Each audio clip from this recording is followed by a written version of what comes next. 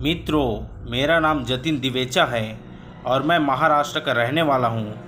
आज जो मैं आपको किस्सा बताने जा रहा हूँ वो मेरे पिताजी के साथ घटित हुआ है। उस समय मेरे पिताजी नगर परिषद अचलपुर में नौकरी कर रहे थे। उस वक्त उनकी ड्यूटी परतवाड़ा से 3 किलोमीटर दूर गौरखेड़ा के नाके पर लगती थी। गाड़ी का जमाना न होने के कारण पिताजी साइकिल से आना जाना करते थे। रात बेरात की ड्यूटी हुआ करती थी। हमारा घर भी गौरखेड़ा में होने के कारण एक रात पिताजी 1 बजे नाके के लिए निकले। संतरे के बगीचों की ठंडक थी। रास्ते पर 1-2 लाइटें थी। नाके पर पहुँचे बाद 20-30 मिनट के अंतर पर उन्हें एक बस दिखाई दी। वो बस वहाँ नाके पर आकर रुकी और उस बस के ड्राइवर ने कंडक्टर को नीचे उतरकर देखने को कहा कि नाका आया है कि नहीं।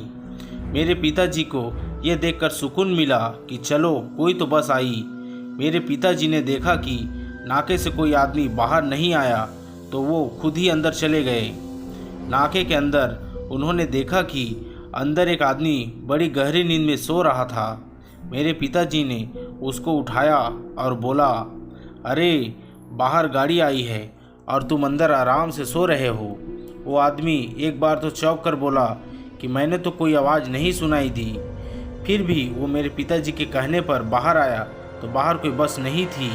मेरे पिताजी तो बुरी तरीके से घबरा गए कि बस एकदम से कैसे गायब हो गई। वो नाके वाला आदमी जानता था कि मेरे पिताजी ने जो देखा वो छलावा था। नाके वाले ने सिर्फ ये कहा कि गांव वालों से इसके बारे में पूछ लेना, वो सब कुछ तुम्हें बता देंगे। अगले दिन सुबह मेरे पिताजी ने एक गांव वाले किसान से पूछा, कल रात 1 बजे मुझे सवारियों से भरी एक बस दिखाई दी और थोड़ी देर बाद वो गायब हो गई। तो उस गांव वाले ने बताया कि आज से 5 साल पहले इसी नाके पर एक बस दुर्घटनाग्रस्त हुई थी जिसमें ड्राइवर कंडक्टर समेत 20 से 30 यात्री मारे गए थे। तब से अब तक कई लोगों को उस बस समेत ड्राइवर कंडक्टर का छलावा नज़र आता है। मेरे पिताजी ये सुनकर काफ़ी घबरा गए। उसके बाद उन्हें वो बस कभी नज़र नहीं आई, लेकिन वो आज भी इस किस्से के बारे में हमको बताते हैं तो हमें बहुत भय महसूस होता है।